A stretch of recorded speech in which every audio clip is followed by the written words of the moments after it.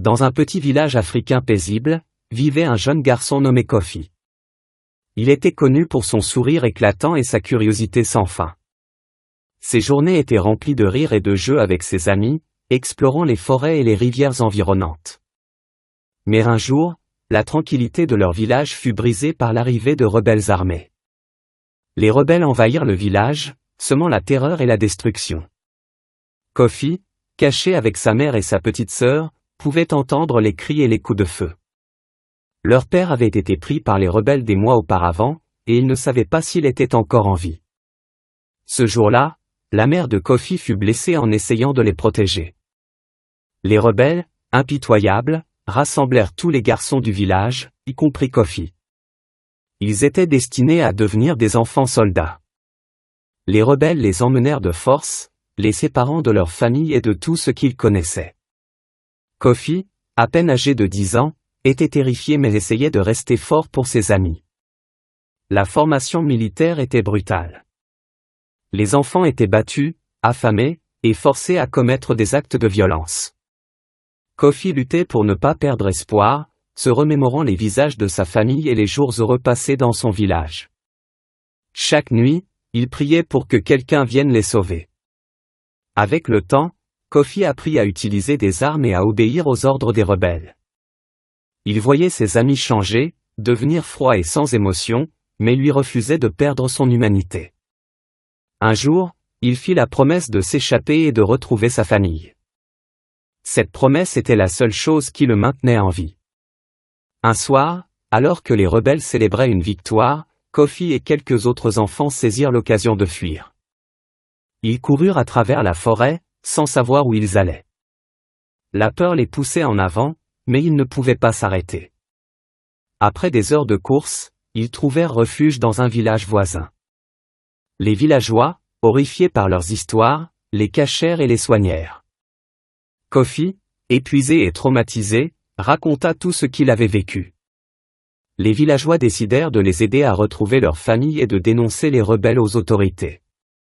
Pour Kofi, c'était un petit rayon d'espoir dans une mer de désespoir. Les autorités furent alertées et une mission de sauvetage fut organisée. Après des semaines de recherche, Kofi retrouva sa mère et sa petite sœur, cachées dans un camp de réfugiés.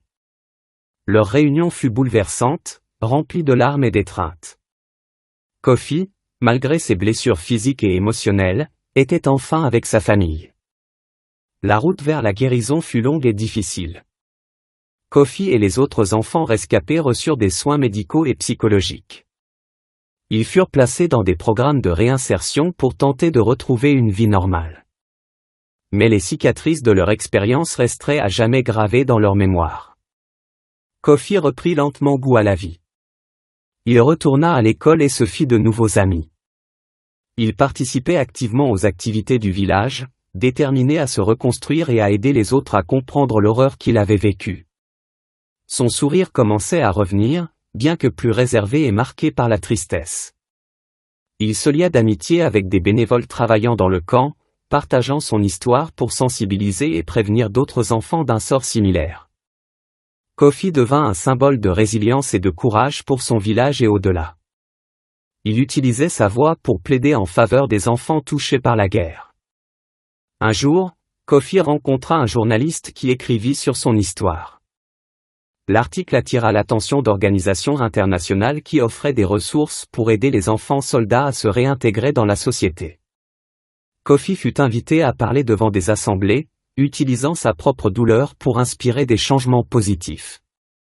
Avec le soutien de sa famille et de la communauté, Kofi continua ses études et rêvait de devenir médecin, déterminé à soigner les maux des autres comme il avait été soigné.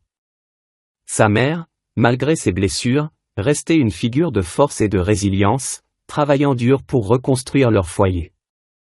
Kofi ne laissait pas la haine consumer son cœur. Il pardonna à ceux qui l'avaient forcé à devenir soldat, choisissant la voie de la paix et de la réconciliation. Il enseignait à ses amis et à sa famille l'importance du pardon, de l'amour et de la reconstruction. Son village, autrefois dévasté, commençait à retrouver la paix. Aujourd'hui, Kofi est un jeune homme déterminé et plein d'espoir. Son passé douloureux ne l'a pas défini, mais l'a renforcé. Il continue de travailler pour un avenir où aucun enfant ne sera arraché à sa famille pour être transformé en soldat. Son histoire est un rappel poignant de la force de l'esprit humain face à l'adversité.